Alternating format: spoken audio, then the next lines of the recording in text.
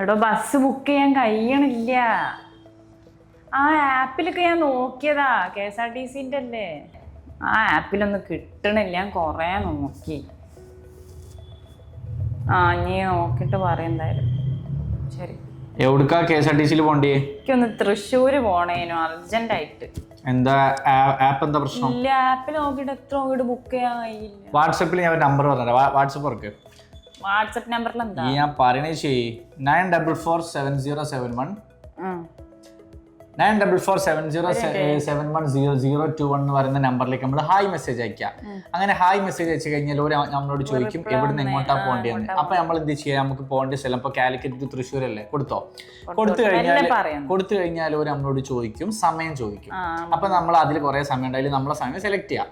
അത് സെലക്ട് ചെയ്ത് കഴിഞ്ഞാൽ ആ സമയത്തിനോടുള്ള ബസ്സുകൾ ഇങ്ങനെ അയച്ചു തരും അല്ലെ. ആ ബസ്സിൽ ഏത് ബസ്സാണോ വേണ്ടത് അത് സെലക്ട് ചെയ്യാം. അപ്പൊ അവരതിൽ വേക്കൻ്റ് ആയ സീറ്റുകളെ ലിസ്റ്റ് അയച്ചു തരും. അതിൽ നമുക്ക് ഇഷ്ടമുള്ള സീറ്റ് അതിൽ സെലക്ട് ചെയ്യാം.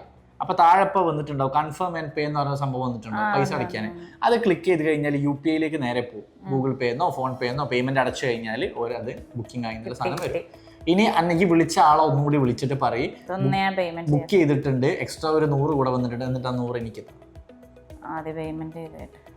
ഐഡിയ പറഞ്ഞു തന്നത് ഞാനാണ്. സോ ആ 100 തരേണ്ടത് എനിക്ക്.